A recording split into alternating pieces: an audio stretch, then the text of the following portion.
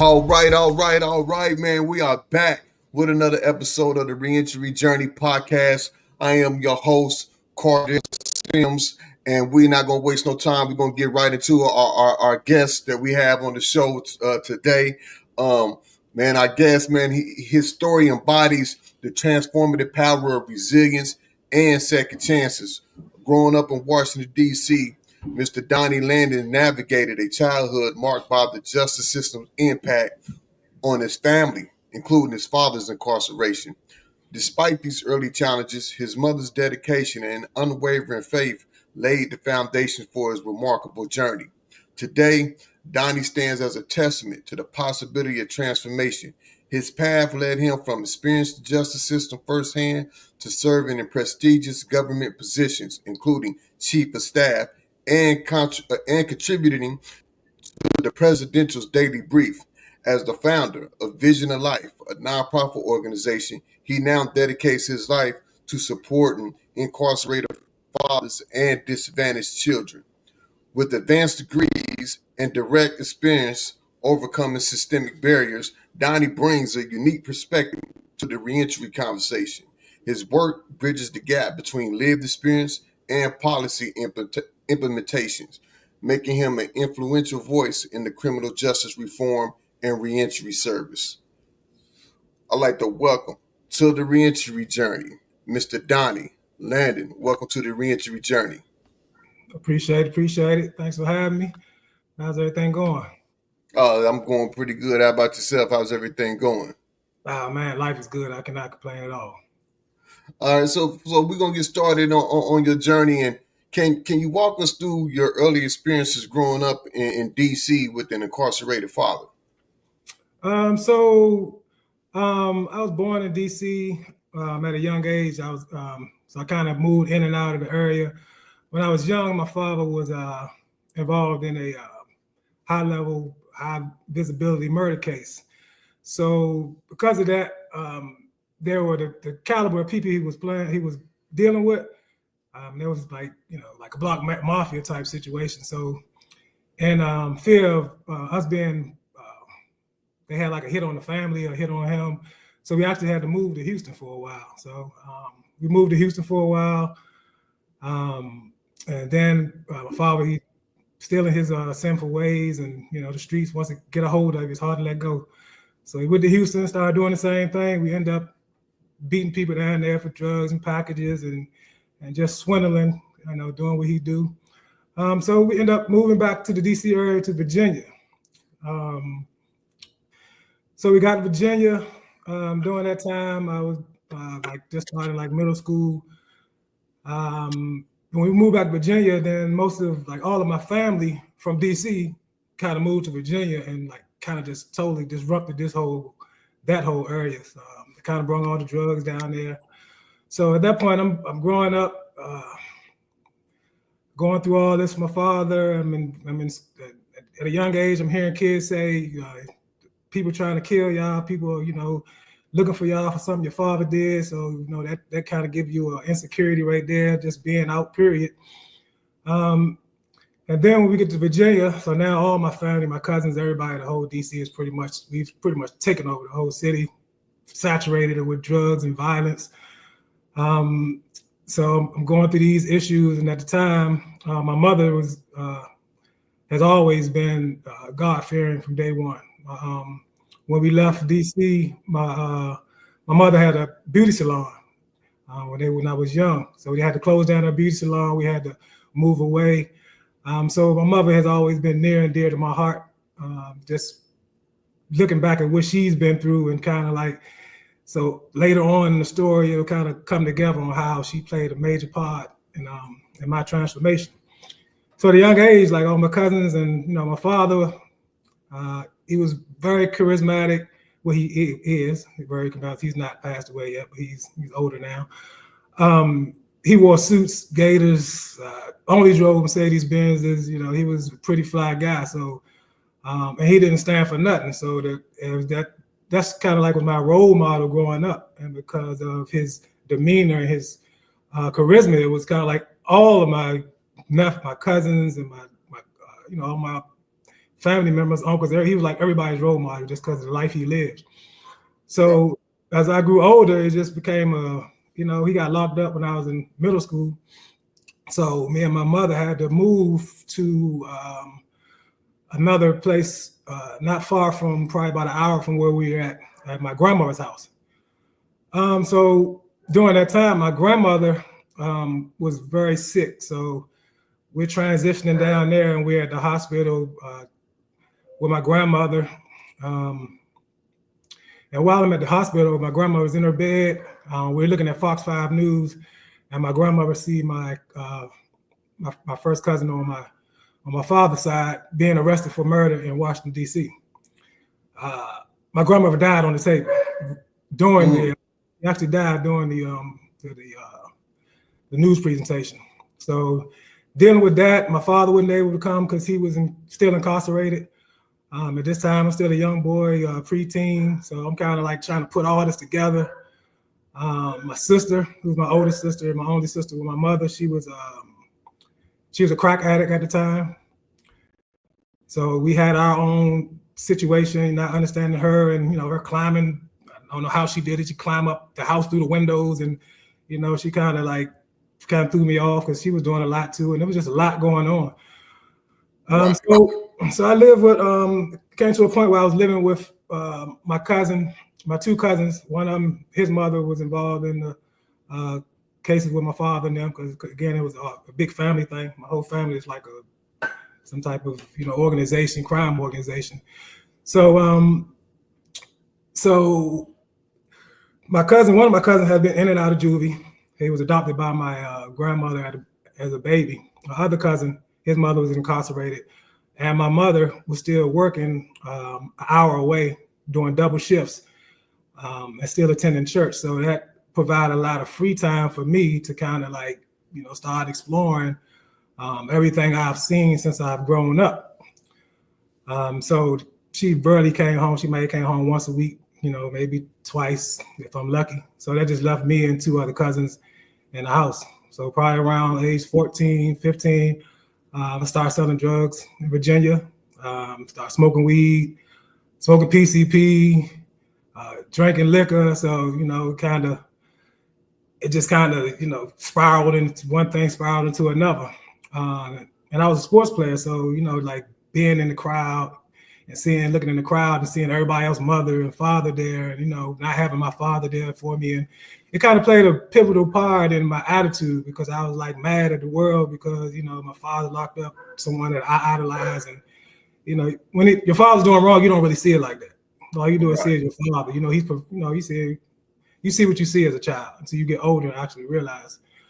So, so that led to, once I graduated, I moved back to closer to the DC area with my grandmother, because again, we really didn't have any stable place to stay at the time. I had to leave, so I went to Maryland, to my grandmother's house. Not too long after that, so my sister, as I said, she was a crack addict. So my anger for started to really resonate with me on how much my sister was affecting me. So I took it upon myself to start robbing drug dealers. And it was out of frustration, because I'm mad at the world, because now my sister, she's really not doing that well. She's not seeing her. As I'm older now, I can really see the effect that the drugs are having on her. So I pretty much stopped selling drugs, just started robbing drug dealers.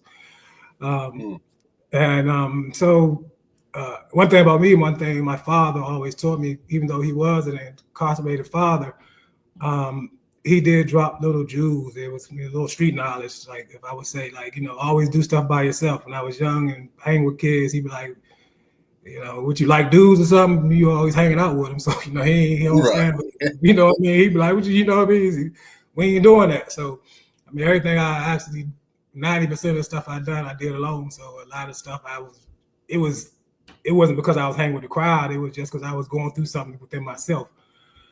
Right. So let's fast forward just a little. I went back to Virginia, just drove down there one time, high off the PCP. at a gas station, and police pull up on me. Next thing I know, I'm wake up. I am hog-tied in the back of a car, and I end up going to jail. I wake up.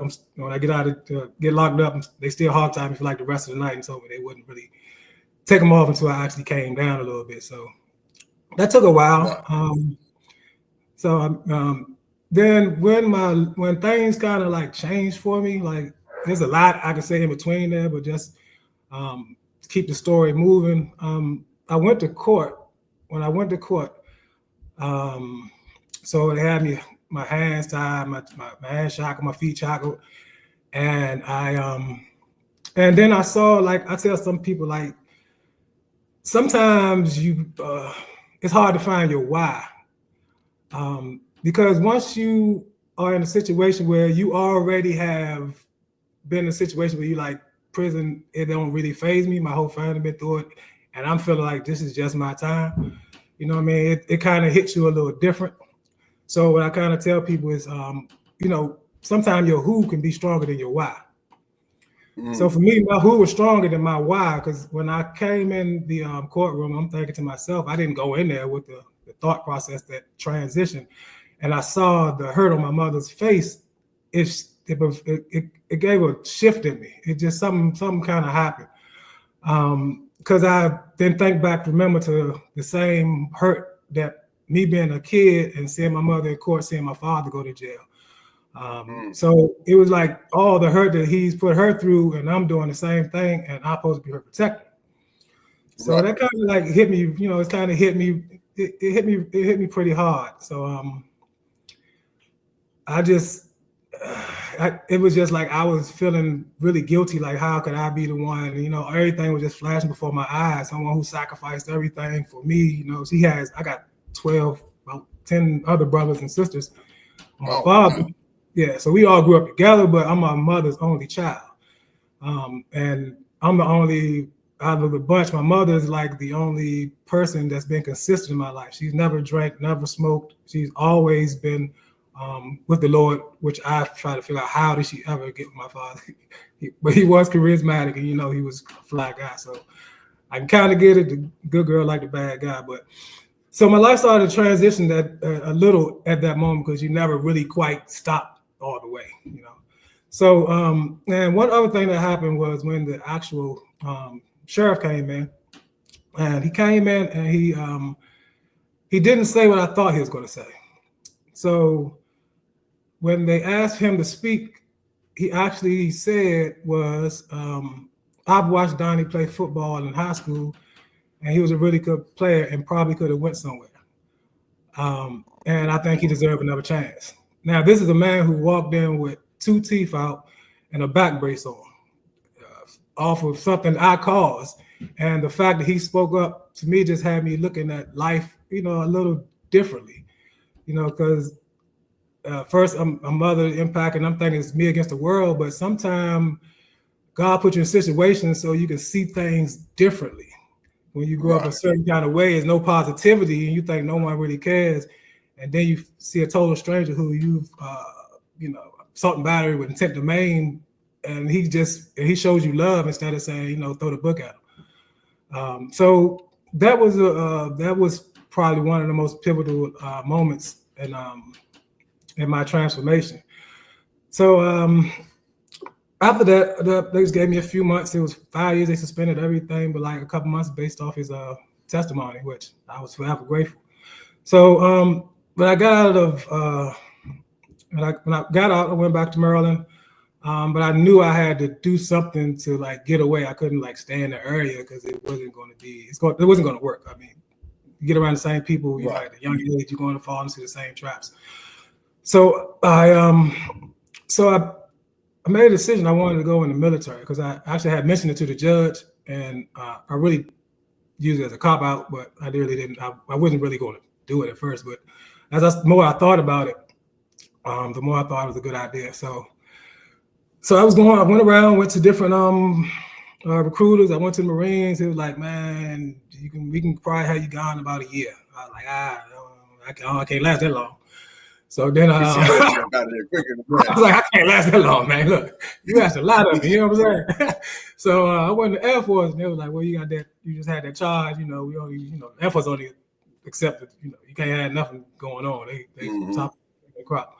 So I went to the Navy, and they was like, we can have you gone in 4 to 6 months. I was like, I probably can do that. I could probably hold on that long and get through. So I still hadn't got myself right yet, though. I was still working on myself, you know what I mean? Although I had my mind changed, I was still in an environment and I still had the anger, and I was still, you know, in an environment where I had to do something. So what really hit hard for me was one day I saw a Brinks truck. It was over the fence. Me and my man was driving in the car. So I said, pull over. So I get out the car, I jump the fence, I pull up on the Brinks truck with a sawed-off pump. He pulled off, let me in the street by myself. Oh no! In the middle of DC street. So I'm high off PCP, and I'm like, man, I can't. I said, what the hell am I? I said, I got the change. At this point, I'm like, man, I'm gonna let everybody down. So that was like my one little slip where I felt like, you know, it was needed, but you know what I'm saying, it shouldn't have happened. But so I ended up going to the military. I ended up going to Great Lakes for boot camp. I graduated. Then I went to A school. And once I applied myself, you know, God just started working. And once I made a decision, he just started working in my life. So I actually went to boot camp, and I went to A school, and I actually broke the A school record with a 99.9 on all my tests, all my materials and stuff. So I came out already 3 pay grades ahead when I got to the Navy. So I get in the Navy, and you know, I'm stationed. You know, I'm trying to get used to, you know, different cultures and, you know, the different people, and you're not only having to deal with Black people, but, you know, all type of cultures. So I mean, I'm trying to get used to it, and I decide, you know what, I'm making $633 a month. So I'm already on the edge now, because I'm really like, is this a good decision? See, what I'm gonna do with $633 a month? So, so I'm like, at 630, I'm like, that's one of it. I can take $633 from somebody, you know what I'm saying? And, you know, I know you trying to change my life, and this you know what I'm saying? And this how you reward me? You know what I mean? So, you know what I mean? So I was always in communication with my mother, you know, just hearing her voices, and, you know, knowing she's proud of me, and you know, all that good stuff, and staying out the way and all that. So I decided to buy me a car. You know, I'm living on a ship, so $633. So I bought me a little BMW. So I go home, drive my BMW, go home, and one of my friends I used to hang out with, I had like 1 or 2 friends. We driving down DC Street. He on the passenger side, the guy in the car beside me on my side, they getting arguing. So now we driving down DC in a shootout. So now I got like 15 holes in my car. So I get back to man. In the first weekend, I'm just getting this is first weekend. So now I get back, I try to take the car back. They like, where you been? I was like, man, I went home for the weekend. Luckily, God was on my side. They let me switch the car. And as I'm going through this, like, all my mindset is like, I'm thinking different, because now I'm thinking like when God was kind of speaking to me, saying, look, if you're going to do this, you're going to have to, you know, we're going to have to go all in. Either you with me or you hot or cold. You can't be lukewarm and going back hanging with the same people and all that good stuff. So at the same time, the same guy, when I came home, he asked me, did I want to help him rob a bank? Now the old me I might have went along with him if the terms was right, but I was just like, nah, everybody don't. I'm trying something different. I'm in the military, you know. I'm trying to get my life together. He ended up getting 80 years, So he ended up getting like 80 years. He wasn't thinking too clearly, man. To answer somebody who's in the military, right? He wasn't thinking clearly, but all he knew was the old me, and then I was the person to introduce him to that life. So he like, you know, like, so in his mind, he like, you know, you still the same person, but I wasn't. Right. So so that happened, and then so I get back, And I just started and like just keeping myself in that environment and just meeting people and talking to people. And the more I started talking to people, the more I started realizing that there's people there with all type of stories. Like I had a bunch of friends that was in the Navy only because they caught a charge and they was Crips and the Navy wore all blue. So what I started doing was, you know what I'm saying? They were just some real dudes, you know what I mean? That had the same situation, but nobody ever knew their story. And the more I started talking to people and understanding people's stories, there was a lot more people in there in the same situation or similar situations that I just didn't know about. So we became like accountability partners to each other, you know. So that kind of like, I started meeting new friends, you know. And my thing was, is like I was trying at that time. It was kind of hard for me to hang around people that's totally square because I didn't quite grasp that concept yet, you know, like holding your tongue and, you know, and not standing up for yourself and all that. But it was needed. So so let's fast forward. I get out the military, stationed at NSA at Fort Meade. I had the privilege of getting my top secret clearance. God slid that one through for me. I got out in 2003. And 2000, when I got out, I worked for a contractor, and then I went over to Iraq for 2 years. For 2 years as a contractor, so that was different, you know, dodging mortars and all that good stuff. But you know, it wasn't all that bad for real. But so I had got a call when I was in Qatar on R&R, rest and relaxation, because if you've been in the war zone too long, then you got to go somewhere to relax for mental. Okay. And my mother, they said my mother was on a bike accident. Of course, I'm going straight home. So I didn't realize that now the more I look back and the more spiritual I become and more, you know, within myself, I didn't, you know, God already has everything planned for you if you just do what he wants you to do and don't, you know, rebel. Because I could have been like, oh, she all right, I'm just going to stay here. So I ended up going home, checking on my mother. She had a bike accident. She just fell, but she was older, so she still had to, you know, get herself back together. So when I got back, they stood up the office of the director of national intelligence. It was just standing it up. It was a new organization. Now you might hear of it now because it's the head of the intelligence community. So it's over CIA, all the intelligence community. So I applied for the position. At the time, it was like the chief of logistics.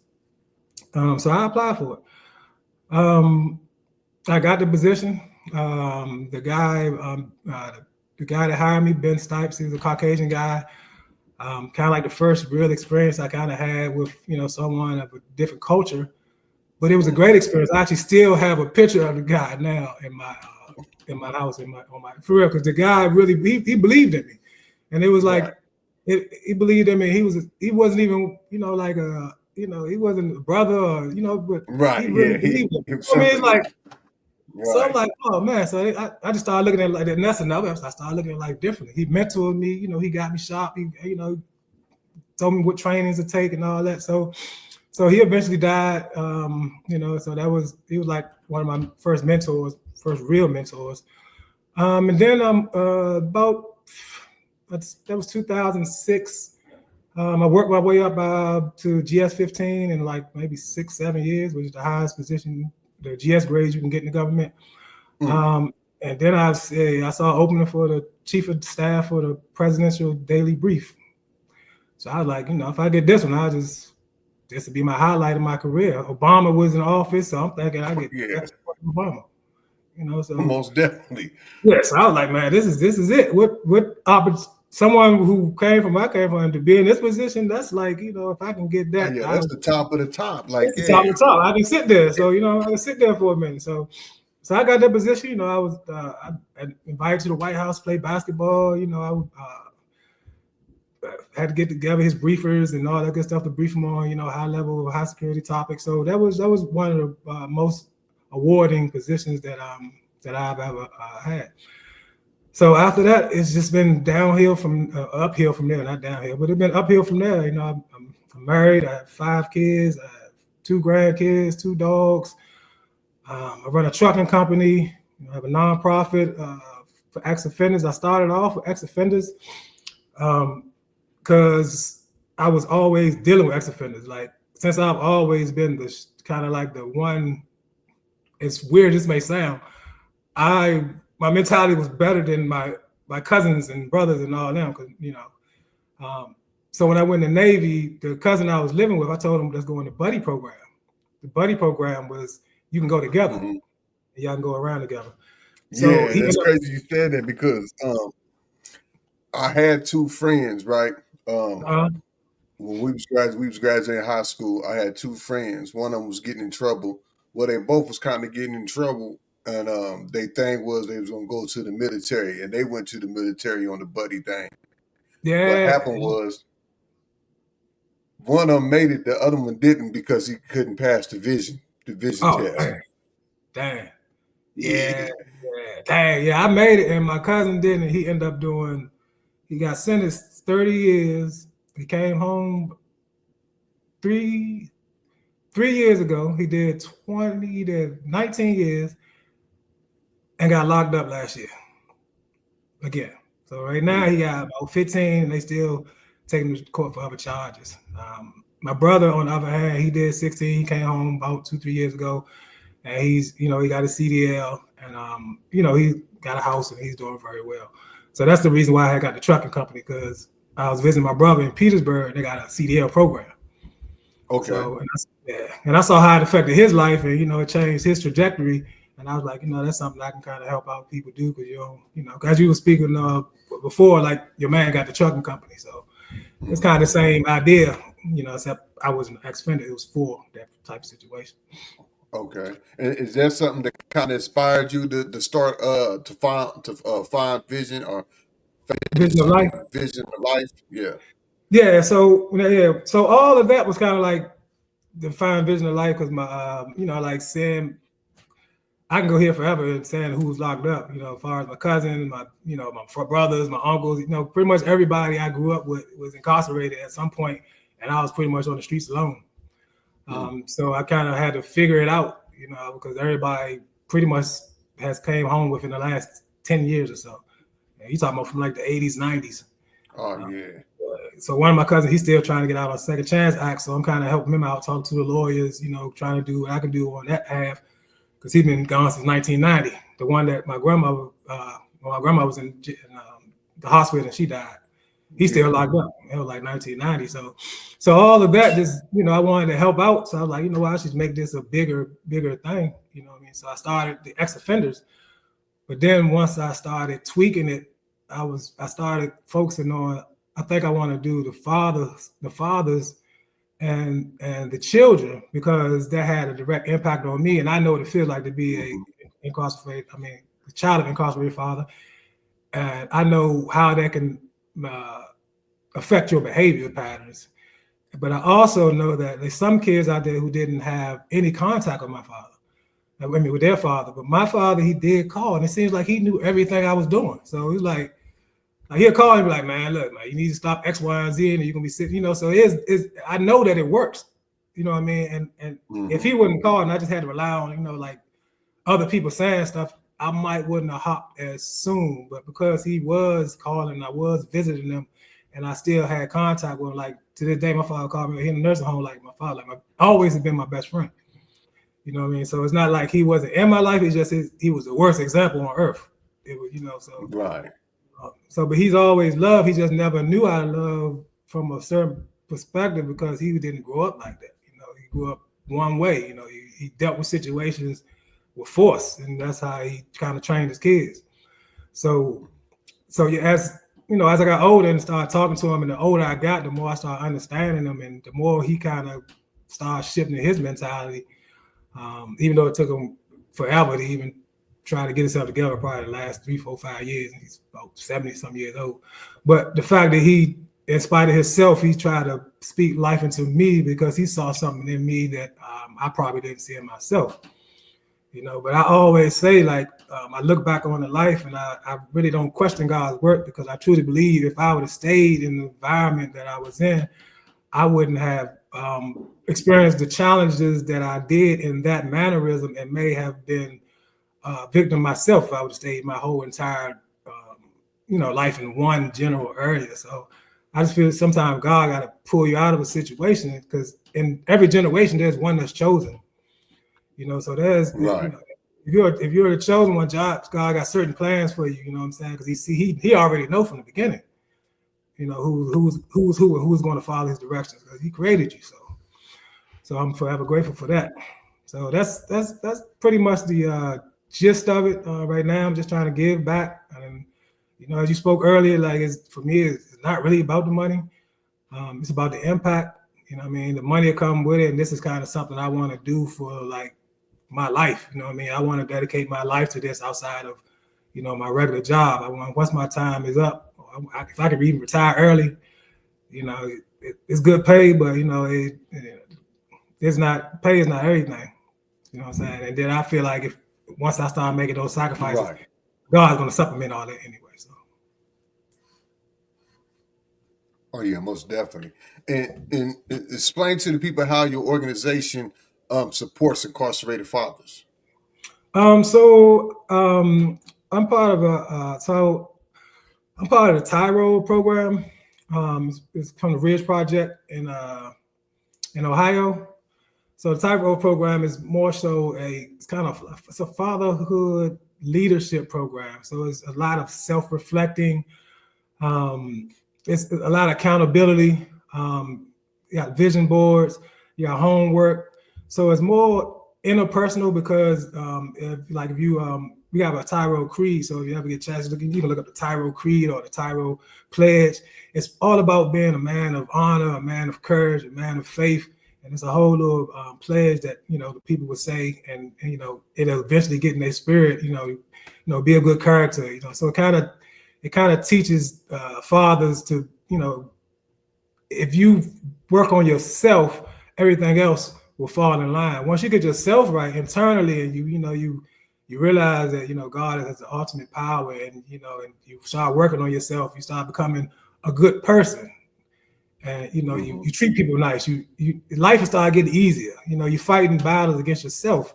You know what I mean? So that's kind of like what I had to understand myself, though. So, and the more you kind of like give back and not hate people, and not just it's just just like the golden rule. So but you know all about it. So all that is just what I'm trying to make people better people.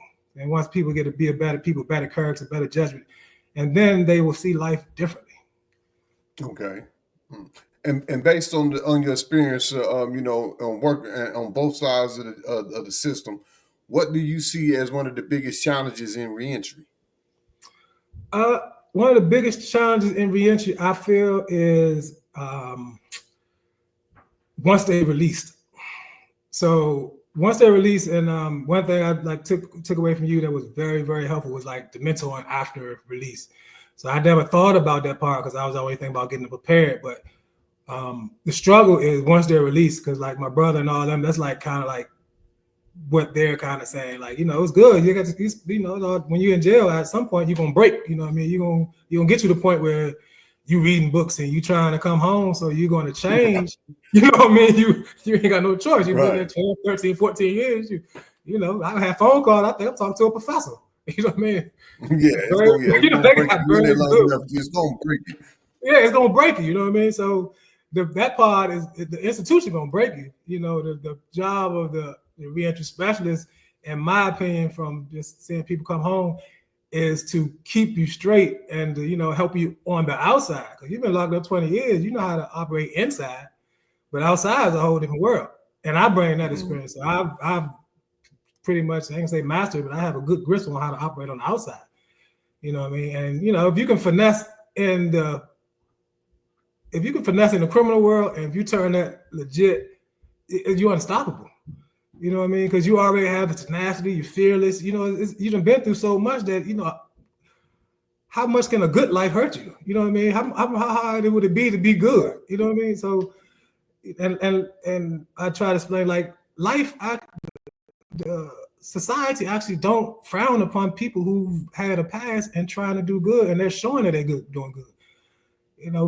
From what I've experienced from people, if like people that have a story, no matter the race, when they're actually trying to get things accomplished and they show that they're actually changed and they're actually passionate and they showing all those characteristics, people actually draw to them. More so Right. than push back, because they understand they've been through it takes a lot to be incarcerated for a long time and come out and be straight. So just trying to get that through their head, and get the fear out of them of being out and not thinking they belong. So I think those are like the biggest challenges, but that will come along with even if they come out and connecting with people like you who've been through it and kind of speak to it more so. Like if sometimes they want somebody with equal experience. So Right. sometimes the buck may be passing to somebody else who can take them to that next level. You know what I mean? So it's just providing the resources or being that vessel, to get them whatever they need to stay home. Okay. And what message would you share to someone that might be struggling with reentry? A message I would share with somebody who's struggling with reentry. Because of the path I'm on, I would tell them, like, go back to the deepest moment when they was incarcerated. Go back to the deepest moment and live there mentally for a minute, and kind of because most of them, if they've been gone for a while, they went through a deep moment, and then at some point, a lot of people I spoke with, they felt like a spiritual or some type of something that kept them strong for the remainder of their sentence until they got out. So I would tell them, go back to that deepest moment, and then and live in it, and then what got you through that, and reflect on it, and reflect on your life, and just think about what do you want to do with yourself and who you want to be, and find yourself like a group. Like some people really do need, if they so mentally messed up, they do need other people. So everybody's not strong enough to do it on their own. So find yourself like a support group, like again, I keep referencing you, but like your support group, when you have a bunch of people who have different stories or the same, and then that they can relate to, just one day at a time, one week at a time, just take it one day at a time, 1 week at a time, and don't be scared to reach out for help.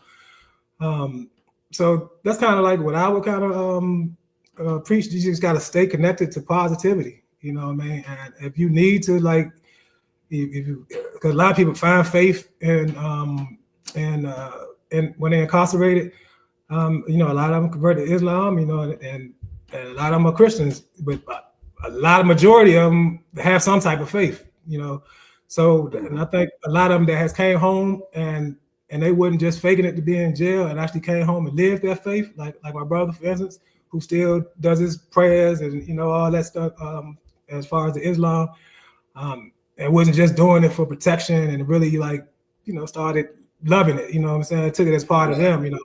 So that'll get you through a lot. So that'd be my advice. Okay. This question is usually my last question. I ask everybody on the podcast that's been on my podcast this one question. When you're thinking about your life, you're thinking about the journey, growing up in D.C. with your father being incarcerated, the life that, your family was involved in, you living in this family. It's kind of like the mob, you done grew up in the mob, and y'all going from D.C. to Virginia, y'all going these different areas, and you witnessing all these things happen. Then you're going to the military, and you're seeing the world, and then you come into these prestigious positions and things like that, and now you got a new mission that you want to lock in on, and things like that, and you put yourself in a great position to.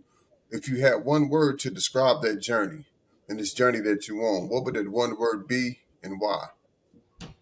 For me, it'd be grit. Grit is like one of my favorite words, you know what I mean? Because it kind of embodies everything it is to be like a soldier, and to be like tough, you know what I mean? Because I don't really believe in telling people, man, you gotta be soft, and that's not it. Because people be like, because a lot of people when they get I start talking about spirituality, and they be like, man, it's hard to do this and do that, man. I like, man, look, man, Jesus had killers on his team, you know what I mean? If you want to get into the word, he had killers, you know what I mean? Ain't nobody perfect. Jesus was They a walk revolutionary.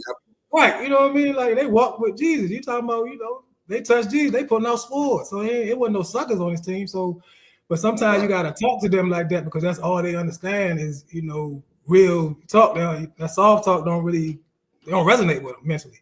So, because they feel like, man, what if this happened? What if that happened? And then just letting them know that, you don't have to address everything. You know what I mean? Sometimes the way you walk once you get out will determine like some of the situations and issues you get in.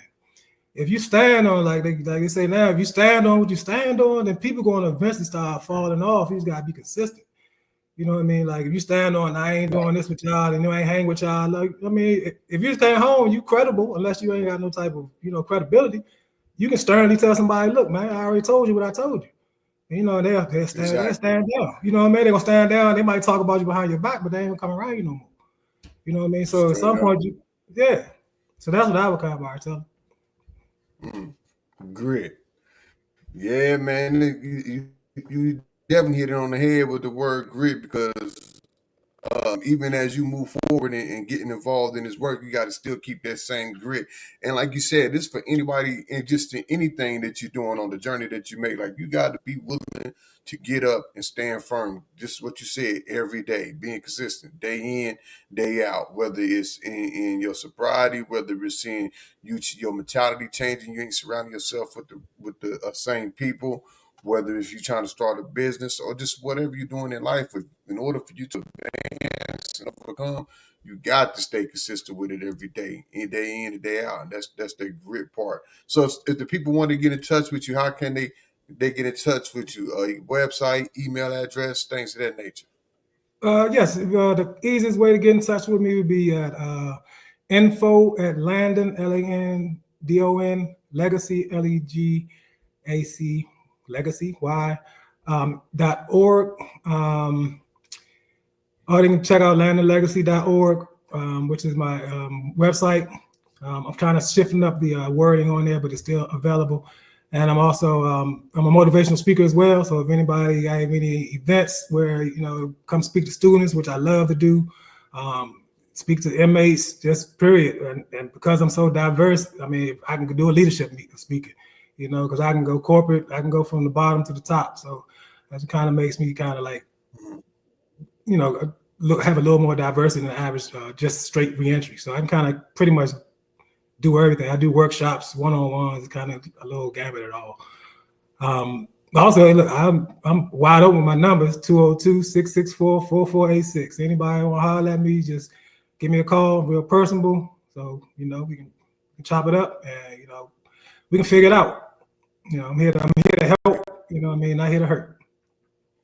Most definitely. Yeah, I see you on with your story, man. Your story, like you said, like we were saying, like you came from the lowest of the lows, and then the positions that you held has been the highest of the high. Like, man, you deserve to be on the stages. You deserve to be in them rooms, sharing your story because it's so many leverage points to that you can share and grow those that you're speaking to, whether it's those on the inside, whether it's those in the training for HR.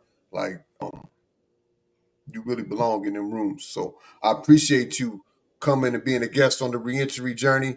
You know what it is with me and you. Looking forward to building this mentor relationship with you, helping you get through these doors and making the impact. I ain't gonna say making it. I want to say making the impact that I know that you're gonna make.